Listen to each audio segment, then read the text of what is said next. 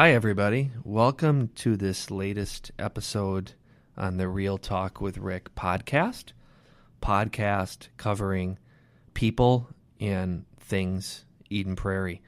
So this episode, I bring in one of our city appraisers. His name is Jon Thompson.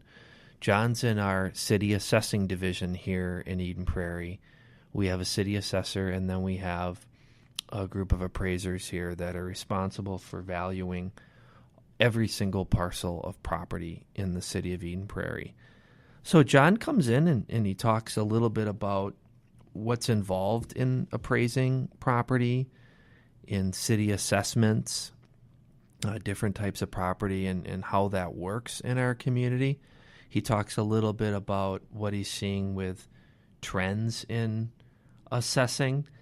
And then we wrap up with a little bit of this or that. If you remember, I think it's been several episodes since we had our guest in and had them kind of choose between one or two things that they prefer on a quick game of this or that.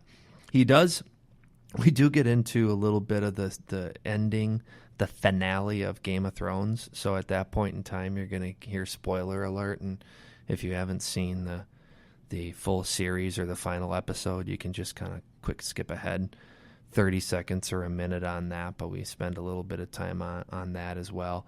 But the majority of our discussion is related to city appraising and assessing. So here is my conversation with Jon Thompson. Jon Thompson, thank you for coming in. Thanks for having me. All right. Jon Thompson, you are a city assessor with the City of Eden Prairie. What is a city assessor? I'm an appraiser with the assessor's office, but the function of the city assessor is to determine the estimated market value and classification of all properties in the City of Eden Prairie, which is just under 23,000 parcels.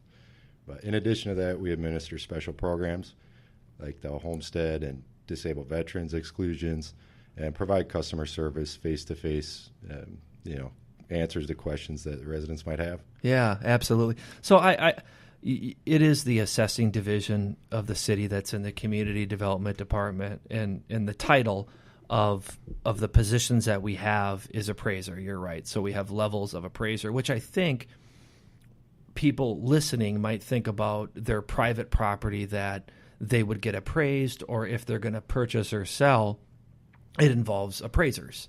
You're an appraiser. Right. You do your work for the City of Eden Prairie. Correct. My background is in appraisal. My dad had a small appraisal shop, mainly a family business. But that's how I started. I got licensed through the Department of Commerce as an appraiser trainee before college.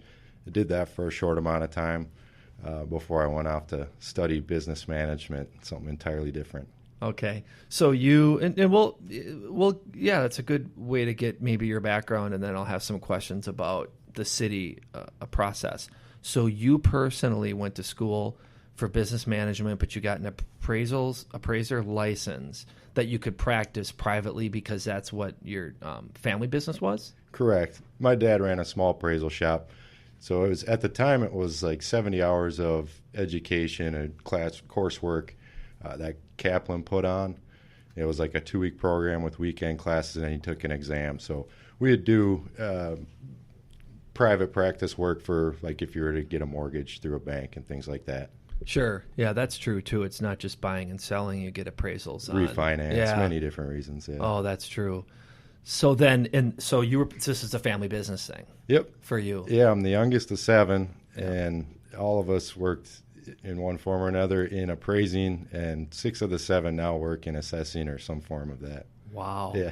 It's they're going to study our genes for the defective. They're going to try to isolate that defective gene that makes us all assessors. Well, talk about I've had people in here where you talk about, following the footsteps of family members or others into a career, but this might take the cake. 6 out of 7. Yeah. And so where is your dad's business still operating, or did one of the kids take it over? No, it's no longer operating. It was Aero Appraisals based out of Chanhassen was the last business address for it. But no, it's no longer operating. we're as far wide as Denver, Colorado. My brother works for what would be kind of the Department of Revenue version there. Okay. Kind of training and oversight committee. And then my brother Bob works up in Cook County in Grand Marais. Okay. So the rest of us are in the metro. In the metro area. Yeah. Pretty much, if it's possible that A. Thompson has appraised like 10% of all the properties in the 7-county metro. I never thought of it that way, but we should maybe start a running count. Start a running count. So what then gets you interested in local government work, city assessing work? Yeah, it wasn't really something I planned on doing. Like, I studied business management in college and didn't really see myself getting back into the family business. And I actually worked in retail management for about a year and a half after college. I wanted to learn business and how to run a business and maybe start my own. And the odd hours and kind of varied schedule wasn't for me, I decided, and wanted to get back into more of a steady job hours and work-life balance. So with having that appraisal background and knowledge, it made sense to get into assessing it, as a career. Yeah. So what kind of business, do you have a list of businesses that you were going to start or be involved in? Did you have a thought that, like, if I get going on this is the kind of business that I'm going to run? Maybe sell umbrellas. Really? No, I didn't. No, that's very specific. To the weather currently. Yeah, that's not bad. Yeah. But you didn't have any specific thing in mind? Something retail oriented. Okay. Yeah. Sell widgets. I don't know. Well, you look at retail, there's some pretty small margins in retail. It's not an easy thing to do. That's tough. Be. I actually worked for Walgreens where the biggest margins were in pharmacy. I think like over 80% of the profits were from the pharmacy department. Pharmacy. Yeah. So was that while you were going to school? No, that was after I graduated. I was the store manager for Walgreens for about a year and a half. Shifted around through the training programs and things, but I actually helped to open up the newest store here in Eden Prairie on Flying Cloud Drive. Really? Yeah. So you were the first manager of the Walgreens store. Yeah, I had no idea. Assistant manager, yeah. Assistant. Yeah. Okay. Yeah. Well, there were probably some days where you were in charge. Right? Yeah. Yeah. I had the keys. Yeah. Good. Yeah. Good. So then what leads to Eden Prairie then? City employment here? Well, I'm from here originally. I graduated from Eden Prairie High School and lived here most of my life. And I moved back in 2012, not too long after college. And it's just home to me. And as soon as I saw an opening in the assessor's office, I was working at Minneapolis assessor's office when I left retail. Okay. So I was kind of just waiting for the next opening in Eden Prairie in your hometown. Yeah. Were you living here at the time too? I was, yeah. Okay, so went to high school here, living here, worked at the Walgreens here, got a job in Minneapolis. Yep. And then how long were you in Minneapolis? Almost 5 years. Okay. About as long as I've been here. Okay. Yep. Now. And then that's a good point. You came here about 2014? Yep. Late 14, December 2014. Okay. Well, now I'm going to ask about the difference between Minneapolis and Eden Prairie in terms of appraising, but maybe before we do that, could you talk about how you go about assessing a property? Like, give a feel for how that works here. Sure. It's a very cyclical process, and everything's centered around, in the state of Minnesota, the assessment date is January 2nd of every year. So we have an annual assessment. Some states do every other.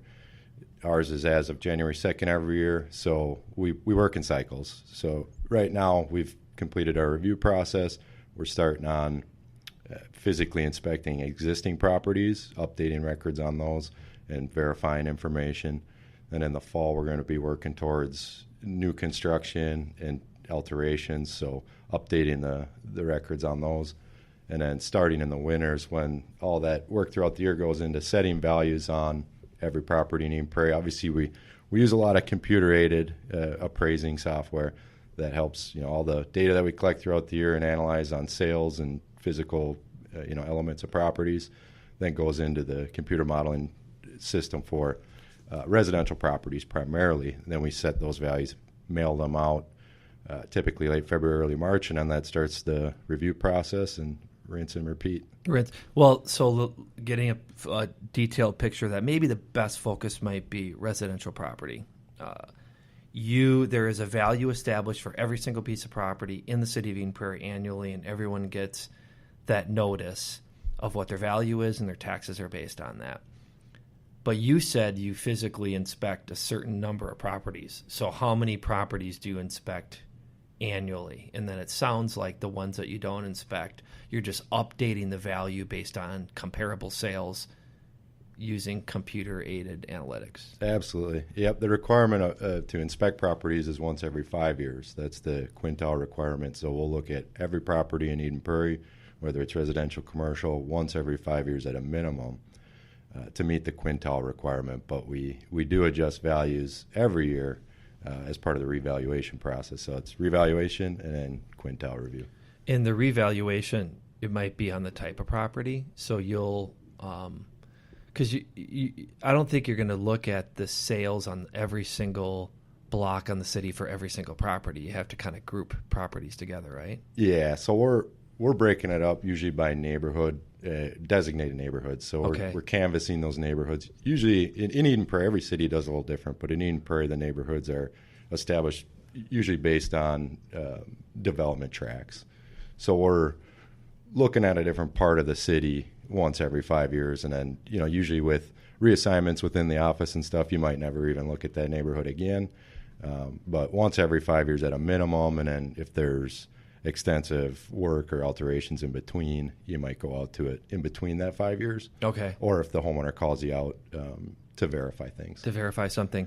And do you get calls based on someone who gets their statement and says, I'm confused, or I have a question, or I have a concern? Because you talked about that at the beginning. Yeah. You're here to provide customer service and face-to-face contact. Yeah, it's an important part of what we do. And if a homeowner has a question on how we determine that value, they can come in, talk face-to-face to an appraiser over the phone, because a lot of people just don't understand how the assessments are set. A lot goes into that. So we're happy to answer those questions and maybe share some sales from their neighborhood or similar neighborhoods that were used, in determining their estimated market value. And at the end of the day, it is an estimate. It can be a subjective process. For most residential properties, there's enough sales throughout the year to have a pretty good idea of the range of value. Yeah, and so probably now for actually all the time that you've been here, values have steadily increased. Yeah, actually, since I've been in assessing,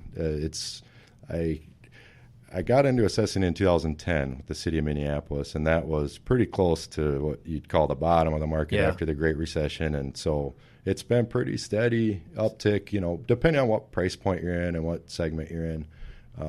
But yeah, it's been on the increase ever since. Yeah. I've been in this business for 23 years, and there's only one period of time, working in Minnesota the entire time, that there was, statewide, for sure metro-wide, like year-to-year decrease in value.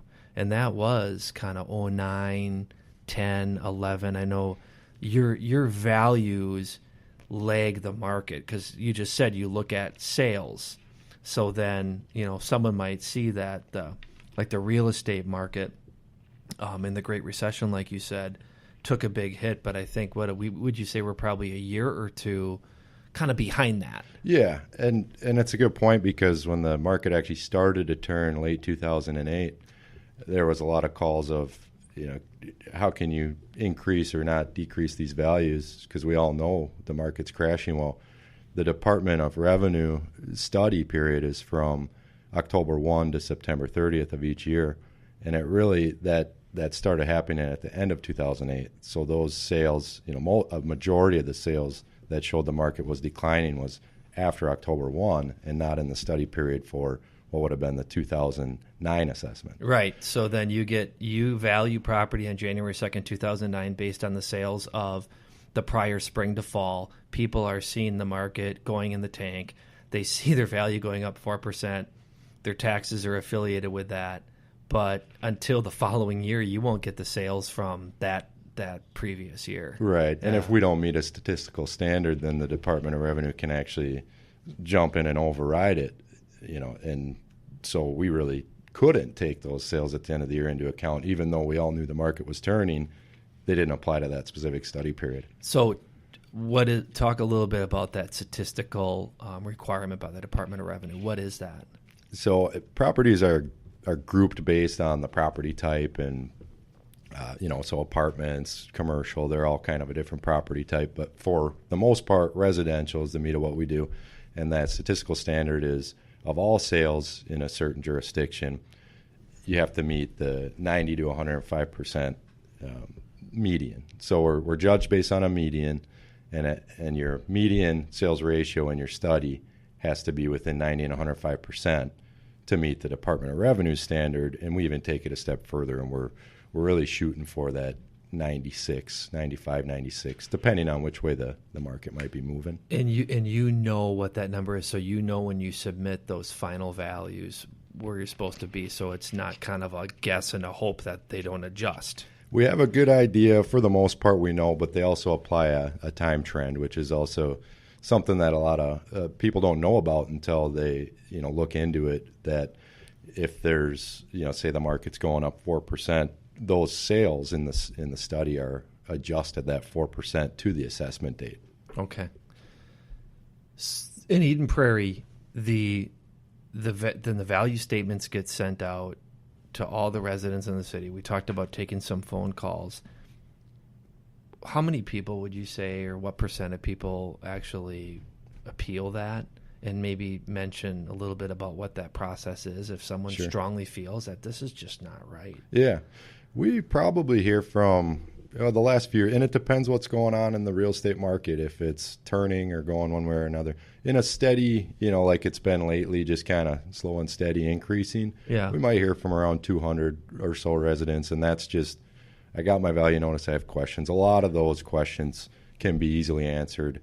And if they need a little bit more detail, then they'll get, in touch with the appraiser assigned to that property, maybe discuss some sales in the neighborhood. So it gets filtered down quite a bit. We actually perform review, which is part of my favorite part of the process, because I get to put my, fee appraiser hat back on and kind of step away from the mass appraisal and really do an abbreviated appraisal on that property and see, because I think it's important for assessors not to go into a question or review defending the value, but rather looking at it to see, is it supported by the market? Because we're valuing so many properties every year that you can't possibly get them all at 100% of market value. Yeah. So we need to take a step back and look at what properties truly compare to those. And, that's so after we've done that, we're able to filter out a lot of those, come to an agreement with the homeowner after, we try to make it a very transparent process, showing them what sales we're applying to their property and how we came to the conclusions. Not always are we going to agree 100%, but at least they understand how we got there.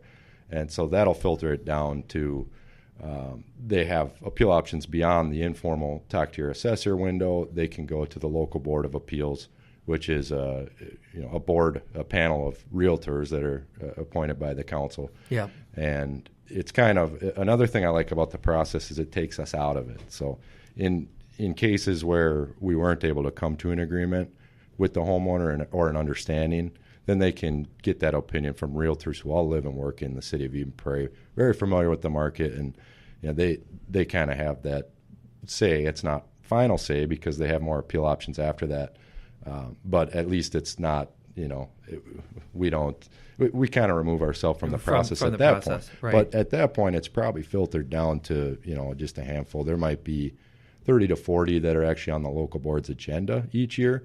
Most of those we've come to agreements before the board meeting actually is held.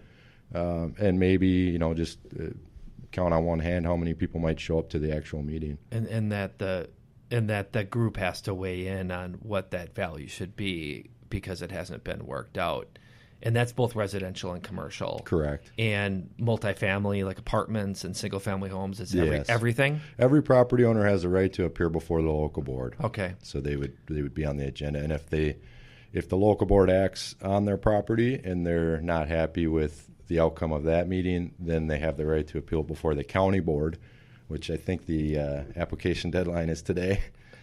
Okay. Yep. Okay. And then if they don't like the outcome of that, then they have the option of going to a more formal route, which is tax court.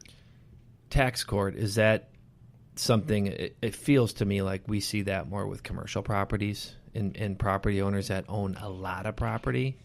I'm sure there could be an individual single-family homeowner that goes to tax court, but when you and our city assessor, your supervisor, focus on tax court or the other members of the team, is that typically, tell me about what we see there, what happens there? It's mostly commercial properties and more complex properties that aren't as straightforward, maybe a little more subjective and gray, but it also seems to be more of the higher valued properties. Yeah. Yeah, I know that this is before your time and my time. I think it was the entire Eden Prairie Center went to tax court. Yep. I think about 10 years ago. Yeah, I think it went to trial in 2009 for the majority of the center, and then Von Mauer, I think, continued on their appeal even after that. Yeah, and I think what's different, right, isn't the how the business is actually doing plays into the value of some commercial property, so that can make it really complicated. Yeah, for commercial properties, retail specifically, it's based a lot on from an investment standpoint. In other words, what does that space rent for in the market versus maybe just what it sells for? So it can get a lot more complex as to how you're drawing up the appraisal and the analysis on it, because you look at it, there's 3 commonly accepted approaches to real estate appraisal, and the income approach is maybe the most subjective one on large properties like that. Sure, larger commercial. Like with residential or even single family homes, it's, what are the similar homes been selling for? Yeah. Yep. In that area.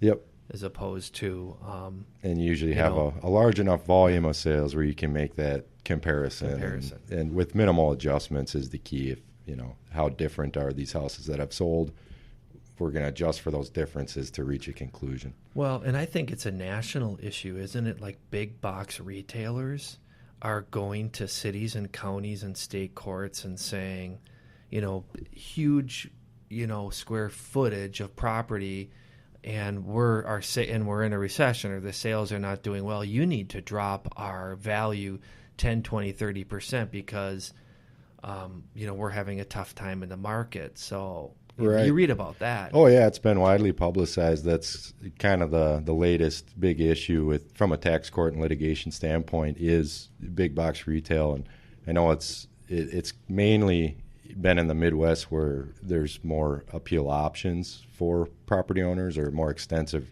options to go to litigation. But Eden Prairie has a very unique commercial base in that we have a lot of big boxes. I think it's a product of when the city was developed. Yeah, right. And Eden Prairie was developed when that was how people like to shop, so they built a lot of it. Essentially what the argument is we should rely more on the sales comparison approach because the statute says market value. In other words, what somebody will pay for it. And the big boxes only sell when they go empty. Yeah. So it's kind of not to get too complicated with appraisal theory, but the other side would argue that the properties are built for a specific, unique purpose for this user, and the rare times when they go vacant is because it isn't a good location. Yeah. And you should be putting some weight on the cost approach, which is, what metrics they're using when they build these places is what does it cost to get the land and then to build the structure. Yeah. No, and you probably have to blend all of that. And you mentioned, when you think about Eden Prairie, I think we have everything. We have single family, we have multifamily, attached and detached, industrial, big box retail, strip retail, small building retail. We kind of have it all. Very diverse, which is great from an economic standpoint. It's a diverse property base, but it is difficult from an assessment standpoint. Yeah. So just looking at our office segment, we have about 7 million square feet of office space in Eden Prairie. More than half of that is single tenant, which is usually large scale corporate headquarter type, which is a very specific use and design. Yeah. And again, like big box, they just don't sell very often. And when they do, they might be 30, 40 years old. So it's hard to compare a 30, 40-year-old campus to, say, the brand new United Health campus. Yeah. Right. So you look state of the art. Right. So you look at Optum and we hope that they're in there for a long time, but there's another example of GE capital turns to Element, and then they sell out, and now Tenant is going in there. Yep. That was a pretty smooth transition. Yeah. We're not going to have a vacant building there, but that's kind of a corporate campus, and I don't know if that's something you'd have to deal with. It's one of the older corporate campuses in town, and it was built in the mid-'70s, so office trends and designs have changed a lot since then. So it's good that they found a user for that facility, and it didn't go dark, but it does present challenges, and they're going to have to retrofit it for their purpose. Kind of considered now a second generation office campus. Yep. How'd you go about valuing Winter Park when it was here? Winter Park. Well, my predecessor, for the most part, put the value on that.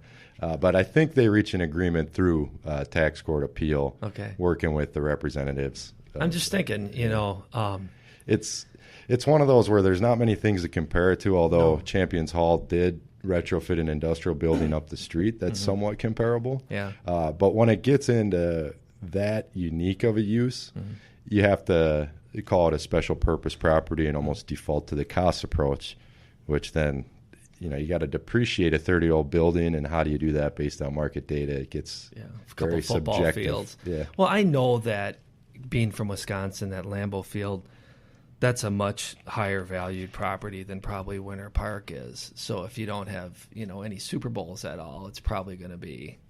I can see why they'd argue for a lower value.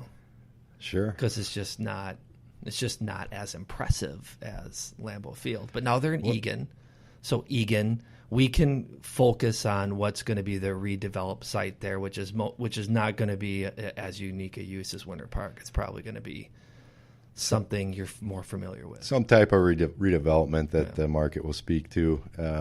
Right now, they've got an interim use there. Lifetime Fitness has kind of used it for soccer fields and things like that. So, I think it's a good interim use, but. Yeah, we don't compare properties to Wisconsin. Okay. Yeah, fair enough. When people call and have a concern about value, is it more so that a property's valued too high, or do you actually also get calls that property you've valued it too low? Both, actually. It's more common value too high because obviously it sets the basis for the value is going to be applied to the tax rate based on that use. And so more common than not, it's in order to get that value down, so the taxes will go down. But we also get, a few calls a year of people either I feel like it went up more or I don't think it went down. And mainly the reason is they might be thinking about selling the property. And, some people might think that the assessed value means you can't sell it for any more than that. When, in fact, if you were to sell your house, the buyer would have to get their own mortgage appraisal done unless it was a cash purchase. Right. They're going to get their own appraisal done. So some people just don't realize that, the assessed value doesn't mean you can't sell it for more than that. It just sets the valuation for tax purposes. For tax purposes, and depending on where the market's headed, people are getting 10, 15, 20, 25% more. Right. Yeah. So you said it best is we're always kind of lagging the market. Right. So if the market's on the way up, the assessed value is kind of catching up to that and vice versa. So what are things looking like the last couple of years in the different categories? Single family, residential, multifamily, commercial, industrial. What are we seeing? I think single family just overall has been a pretty steady around 4%, and that includes all price points. Yeah. Obviously, condos and townhomes, because starter homes are in pretty short supply and very high demand in the Southwest Metro. So those, this last year we might have gone up 10, 12% on some of those developments in the really lower price point. But just taking them all into account, about 4%. Commercial, because there hasn't, office vacancy has been, historically around the norm, but higher than you'd like to see where you start seeing more development and stuff. So that's kind of been more around the 1-2%. Industrial has been a really hot segment these last couple of years. With the e-commerce and all that, I think is part of the reason for that, but probably around 5% if you were to take like the last 3 years and average them out, maybe a little more. And apartments has just been absolutely, it's the hottest.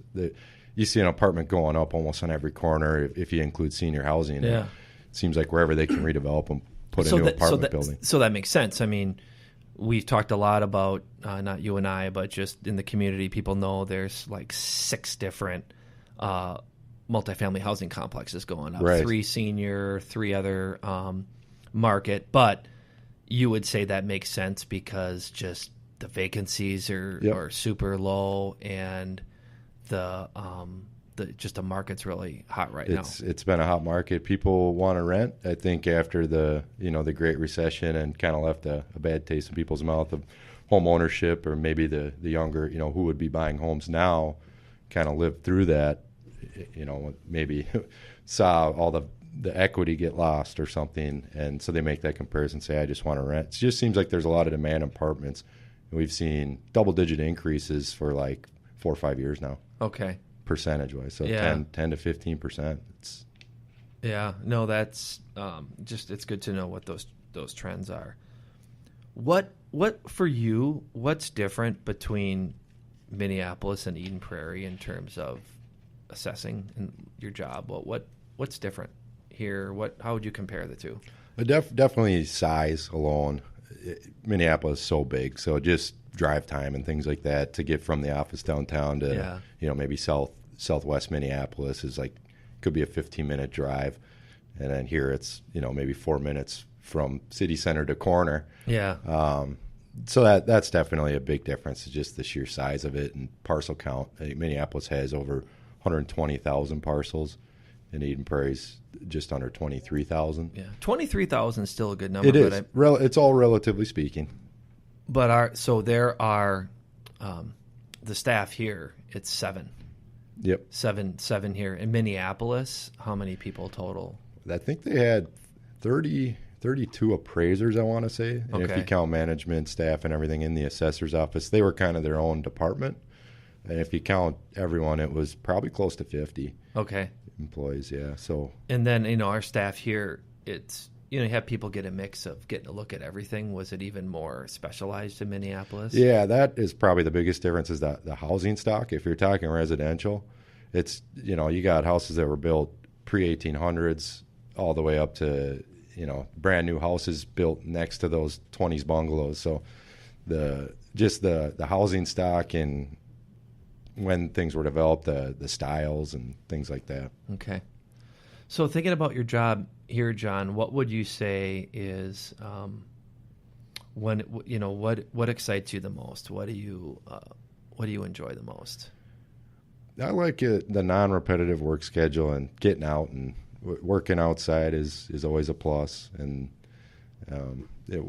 it's not uncommon to get positive feedback from the residents when you're working out in the field, which is always an added bonus. And you don't hear that in all the other places I've worked to get positive feedback like that. It's a good reflection on the people who work for the city, and just getting out and meeting people and getting face to face and working outside is a great part of the job. And good. And that typically is in spring and summer and into fall too. So yeah. Yep. What's probably the toughest thing? What's the biggest challenge? What's the toughest thing for you? Probably the complex property appraisal, like we were talking about before. We have a very unique and diverse base on the commercial side, and working those in tax court and litigation, and working with the property owners' representatives, which are typically attorneys that you're working with, and they have extensive training in conflict resolution, and appraisers are kind of just learning it on the fly. Oh, so you sometimes feel like the deck is stacked against you guys a little bit, going up against maybe a little bit, but I like the challenge. Yeah, and on those cases, there's like support from county and county attorneys as well. Yeah, well, in the bigger, more complex cases, we'll be working with the county attorneys a lot, assistance to the county attorneys. They have a property tax division. They don't just do property tax appeals. They do all kinds of tax appeals, but we'll work with them quite a bit. Okay. But you're growing up here, going to high school here. You weren't necessarily imagining that you'd be coming to City Hall for work every day. No, you were going to be selling umbrellas somewhere. Yeah. That was the plan until... Well, yeah. Yeah, but so you know the city pretty well. What are some of your favorite places, things to do? Favorite places and things to do in EP for you? my favorite single place is Lion's Tap. Great burgers. I might be a little biased growing up here, but I've had a lot of burgers and never had a better one. I'm like a walking, talking billboard for Lion's Tap. I should be on the payroll. All right. But I like all the parks. Starring Lake Park, the band shell, and the Frisbee golf course. And Okay. I think from my house I can get to 5 lakes within a 10-minute drive. So a lot of good bass fishing lakes. So I enjoy the parks and the lakes, green space and winding roads. I like it here. Greens. So people sometimes, make the complaint that it is sometimes tough to get around the community because we built our city around the lakes and Right. around the terrain and the Minnesota River. It's not a grid system. Right. But that adds to the beauty of it. It takes a little bit longer Yep. to get places sometimes, but it's the beauty. It's still the layout. I think growing up here, I've never really thought twice about it. It's pretty easy to get around, but again, I'm probably biased. Yeah. What? Who are some of your role models? I'd say definitely my dad. He was probably the hardest working guy I know. So my work ethic and everything that being a good student, all that came from raising 7 kids. I can't imagine how difficult that must have been. Yeah, so, yeah. So he'd be my number one role model. Yeah. Well, it's in 6 of you followed in his footsteps. Yeah. What's the 7th one doing now? What's the 7th? What's the black sheep of the family doing? She's a nurse. Okay. Yeah. All right. She works at. She's appraising people's health. Well, yeah. That's she works at in an intensive care unit for a pediatric intensive care unit. Ooh. Yeah, something I could never do. But that's intense. But we need people that can stomach that. So, Wow. yeah, good for her. Yeah, absolutely. So like family, like Christmas, Thanksgiving, it's like sitting around and talking about appraisals. I try to shut it down. That's the last thing I want to talk about Yeah. outside of work is talk shop. But yeah, of course there'll be the most interesting was when you had people still working on the private side. So you had fee work, and then you had the assessing people. So it was kind of like a mixed room of battle. Of could be a little battle. differing opinions. Yeah, a little bit. Okay. Yeah. But is everybody on the public side now? You were saying? Yep. Okay. All 6 that are in appraisal work are now working in assessing offices. So I could list them if you want, but. You talked about Cook County, or you talked about Colorado. Yep. You talked about up on the North Shore. I think Minneapolis. Still, Nobody right? in Minneapolis. Okay. Now, St. Louis Park. Your sister was in Minneapolis. Yep. Yeah, St. Louis We Park? actually had a short overlap there, but I Okay. came here and she went to St. Louis Park, and then Scott County, Okay. Cook County, Denver, here. I think that covers it. Yeah.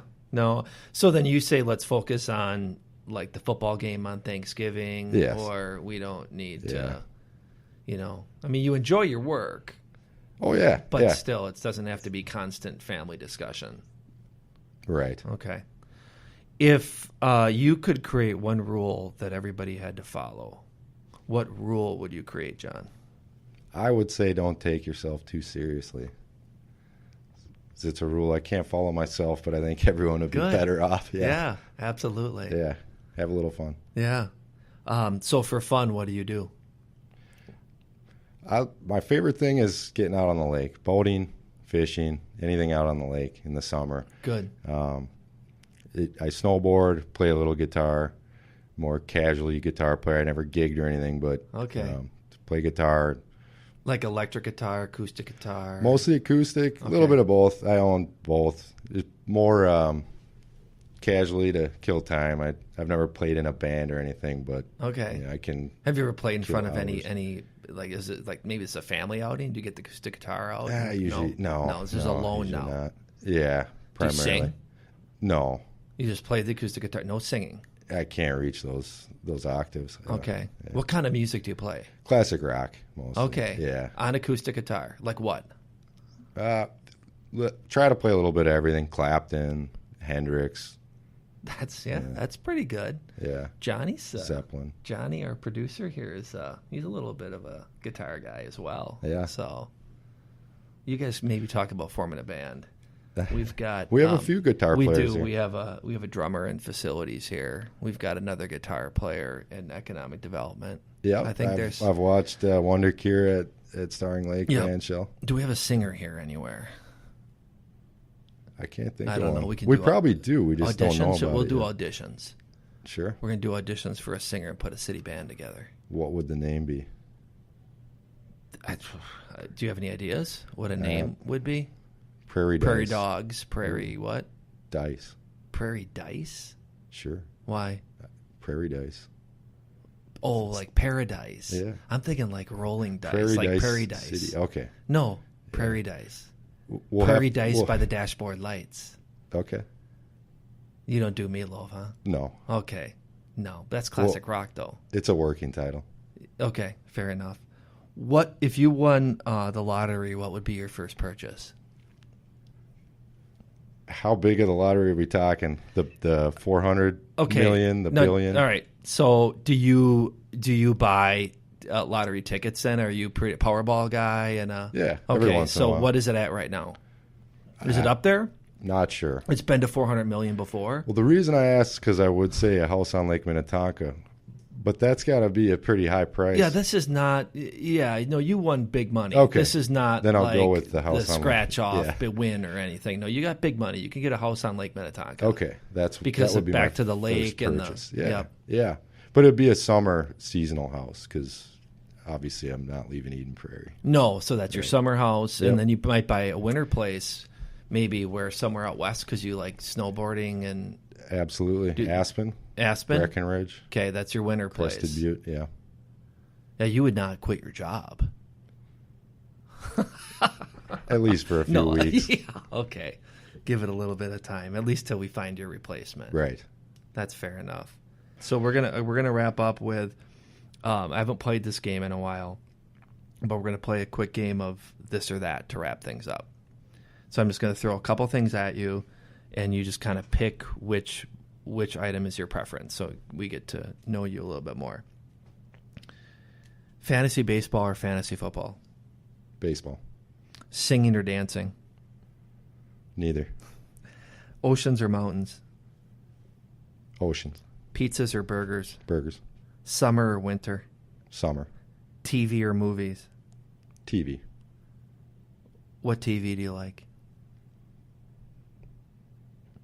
I'll go Game of Thrones. Oh, yeah. Yeah. Did you watch all of it? Yes. All the way through? Yep.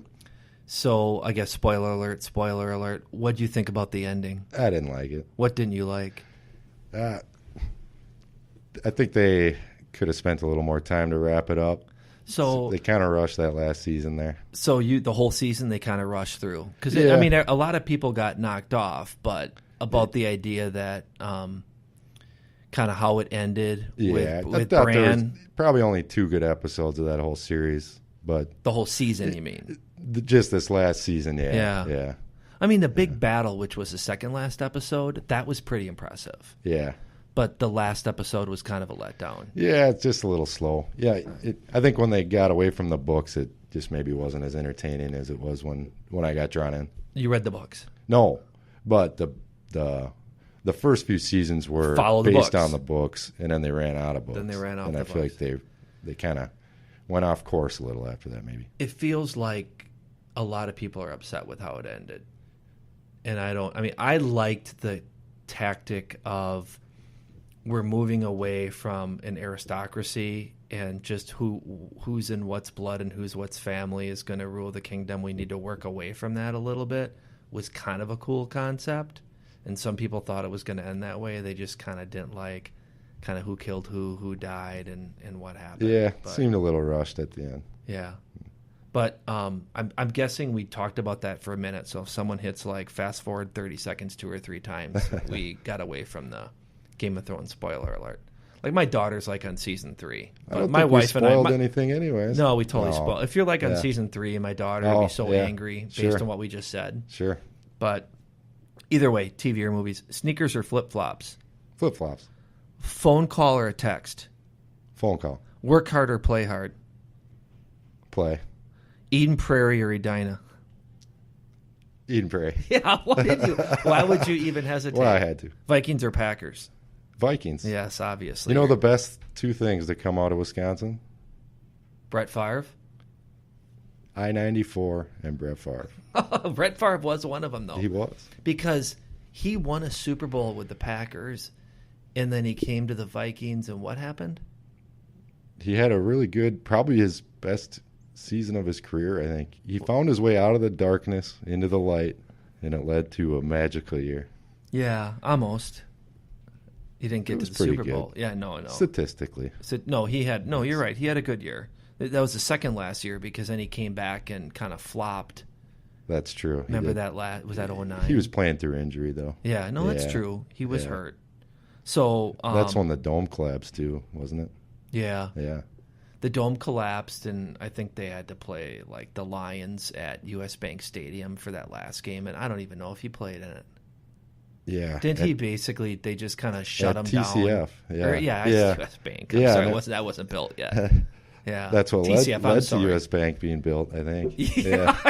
Eventually. Right. No, you're right. They went to TCF. They had I remember it was like a Monday night game that they had there, and it was kind of cold and snowing. Yeah. And Favre didn't play in that game. We have to look back, but it didn't end well. But you're right. The second last year, the NFC Championship year was pretty magical. Is that coming back with Kirk Cousins, or is there going to be a rebirth? We'll see. Okay. So it's like right now, it's almost Memorial Day, 2019. We're like, 4 months away, 3 months away from the season. Training camp hasn't even started. What's your prediction on the Vikings record next year? I'll go 10-6. 10-6. Improved offensive line. Okay. 10-6, does that win the division? Maybe. Okay. Why? What's the Packers record?